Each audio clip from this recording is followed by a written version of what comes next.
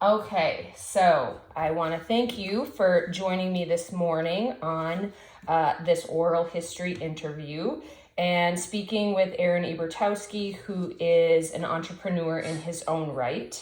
I'm just going to get right down to the questions and start with those.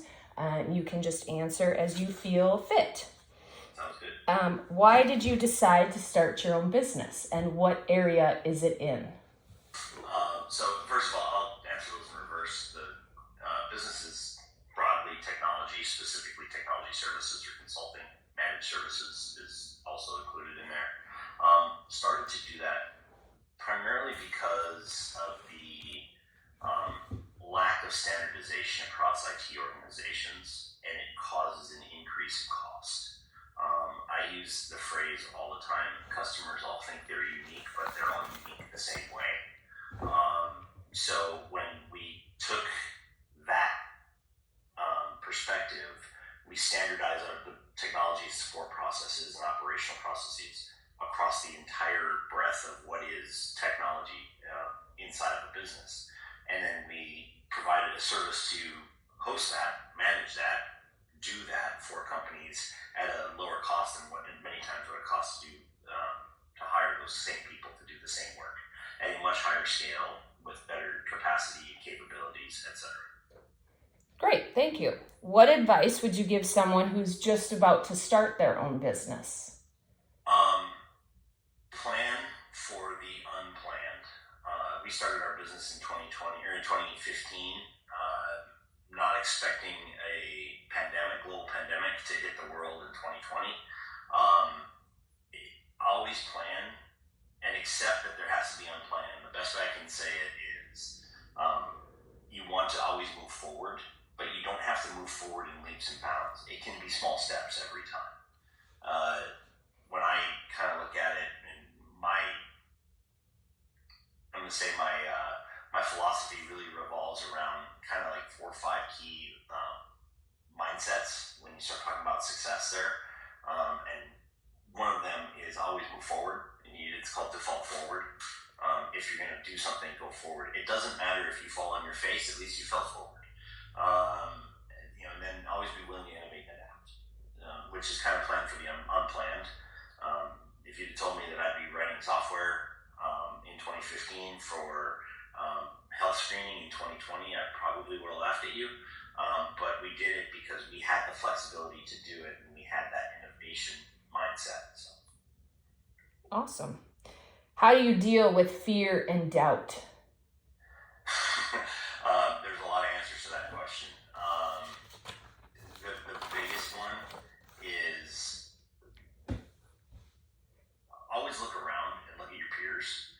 90% of, and I use restaurants as an example, 90% of restaurants will fail within the first year. Of that remaining 10%, 90% of those will fail within 5.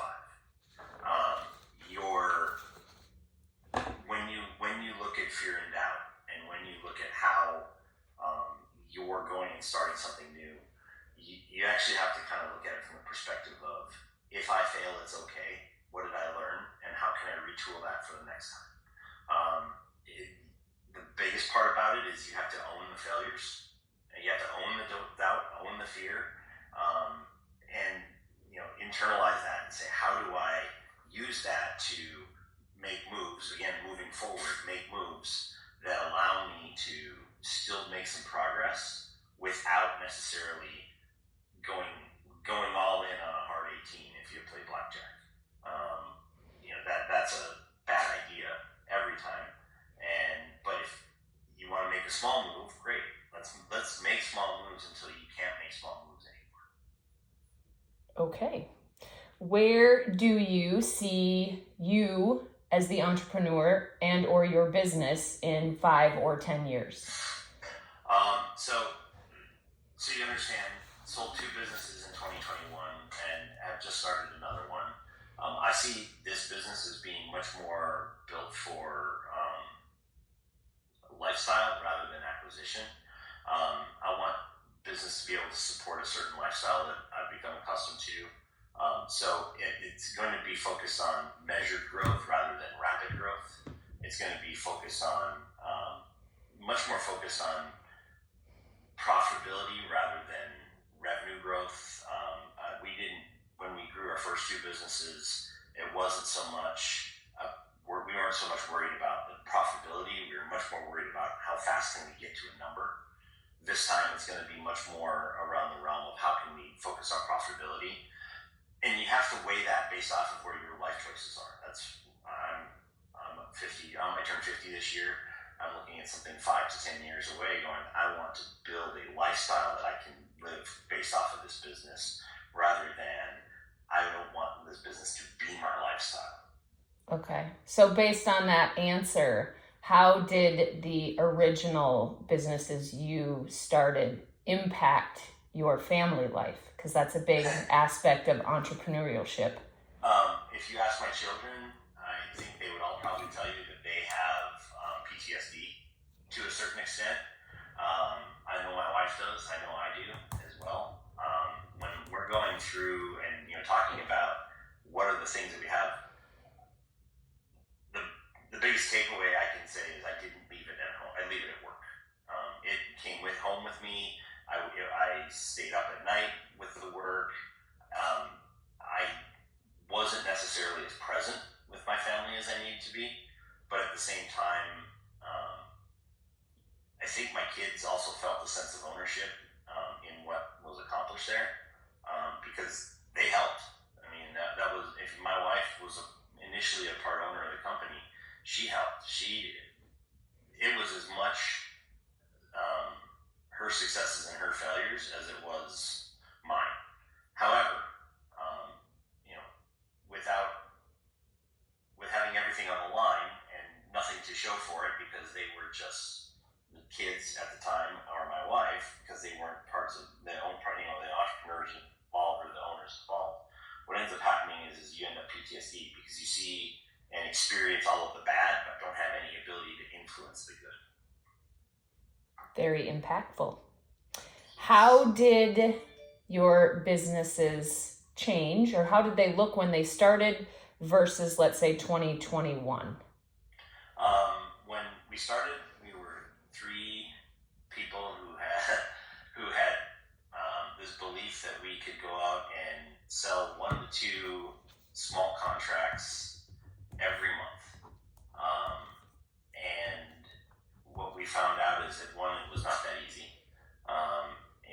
But in 2021, when we sold it, we had grown into a mid-size company that targeted mid-size companies because we found we were going to target small businesses, but we actually ended up targeting larger businesses. And because of that, we had to have a much more mature process around supporting, acquiring, billing, all of the managing customers, all of the stuff that you kind of think are just normal for most businesses. We didn't expect to have that because we were going to target a 10-person company or a 20-person company. We ended up targeting 500-person companies, and they're much more. You have to be much more mature in your business operations to be able to support those kind of companies. Okay.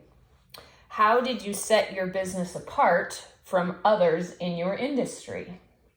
Honestly, the biggest one is the ability to deliver on what we committed to.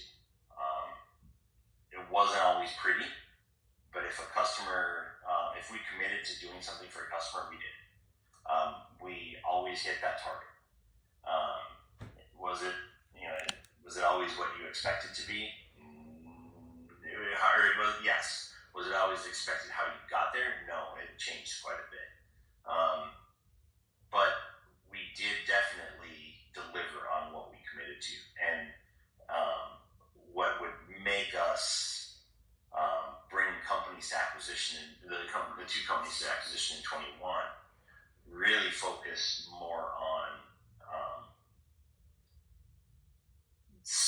what's called delivery excellence in the technology field, which is doing things consistently, the same thing every time with consistent results, and on consistent timelines or patterns. So if it was the end of the month, you knew you were going to get your bill on the 7th of the month. It was very consistent. You knew that when you went to pay your bill, it was going to be 100% accurate. there was no deviation. It wasn't like, why do I have extra 3 licenses on here? There's 7 extra machines here. That happens a lot in our industry. We never had those billing problems once we got there, and that's where the mature process that in the previous question, that's that mature process that came along. Okay. How did you market your business when it was brand new? Partnerships. More than anything else in the technology world, specifically the area we were talking about, which was cloud computing, there are 3 major providers, and they are Microsoft, Amazon, and Google. You have to find not partnerships with those companies, but rather partnerships with account managers and sellers in specific regions that you want to target within that company. So rather than saying, I want to sell with Microsoft, I want to sell my managed services with Microsoft, which will never happen, you can say, I want to sell my services with Jane Doe in Tennessee. That is possible. Okay. And she just so happens to work for Microsoft and has an account list and has a quota and has a target. And rather than sell to the customer, we help her, and she becomes our advocate across her entire account list. So partnerships is number 1 on the list. Okay. What's the hardest part of being an entrepreneur?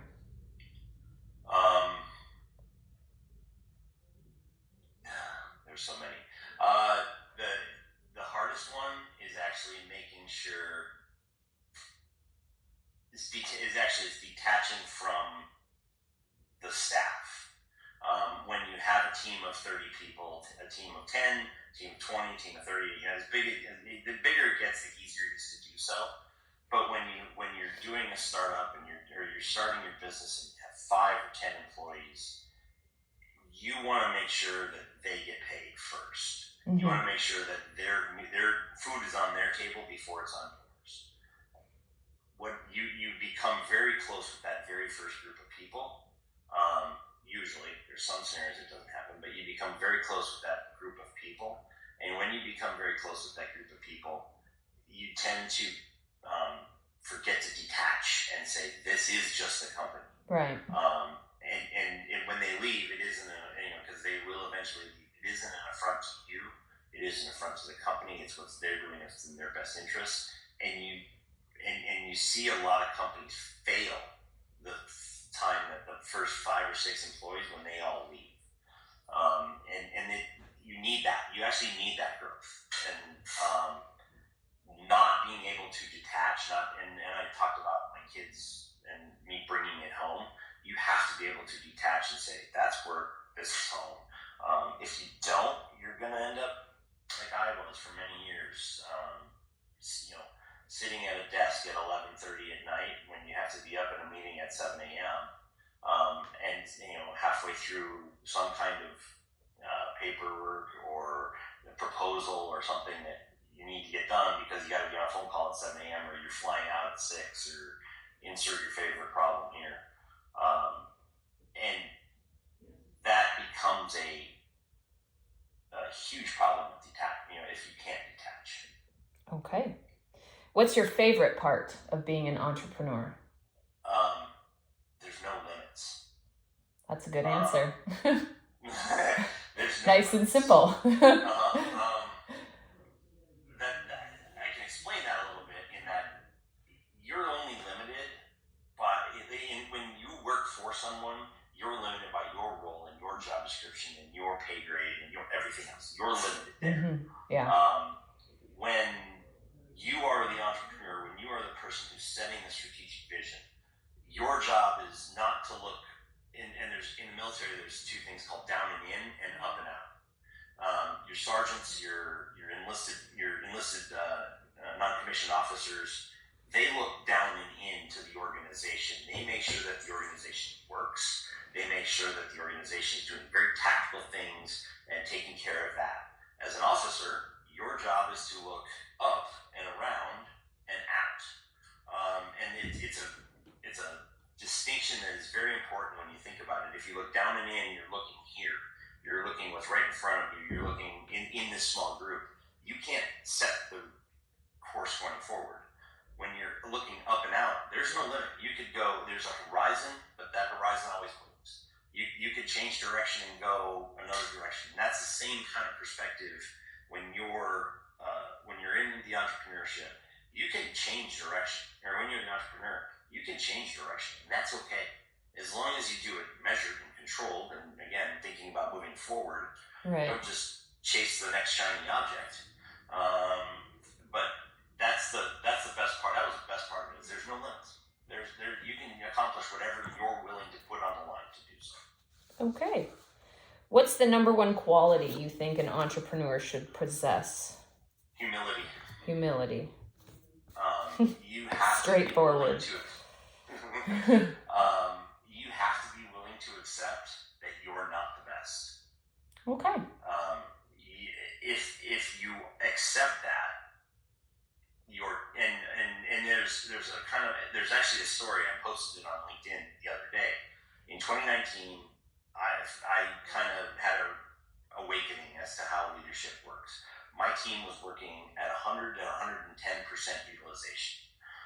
They were heavily working, but we weren't growing. They were effectively running in place. They were sprinting in place.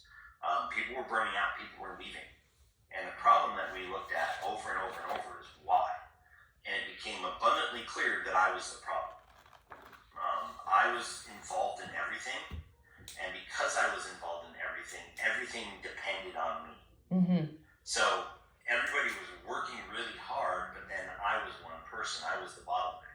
So I had to check my own ego and kind of be humble about it and say, I trust the team to make the right decisions. And when we did that, we grew. 2019 was our highest growth rate ever. We became more profitable. We had better ownership. We suddenly had better retention. Through 2021, we did not suffer through the great reorganization or great restructuring as people were leaving, jobs after COVID and going for new jobs. We didn't suffer from that because people were invested in what was going on. That was the best part, I'm going to say, about it. You have to be humble. If you aren't humble, you're gonna suffer. Okay. What has been the biggest learning experience from running a business? It's not about you, which goes back to the humility question. Companies that are founded on the basis of, or on the premise, or on the capabilities of one person tend to fail. They're that 90% in that first year, or 99% in the first 5. Mm-hmm. It's not about you. It's about your clients or your customers. It's about enabling your staff to make decisions at the lowest level possible to support those clients. Mm-hmm. Richard Branson talks about it. Take care of your staff will take care of the people. It's kind of the same thing. Make sure your staff know what's going on. Mm-hmm. Make sure that they are invested in what's going on. Make sure they're empowered to make the decisions they need to do what's right for the client. And clients will come. Mm-hmm. You have to do that, but it's not about you. It's about delivering a capability or a service or a product to a client. And if you can do that, great. If you can't, then not good. Not good. And it's not about you. It's about the service or the product to the client. Okay.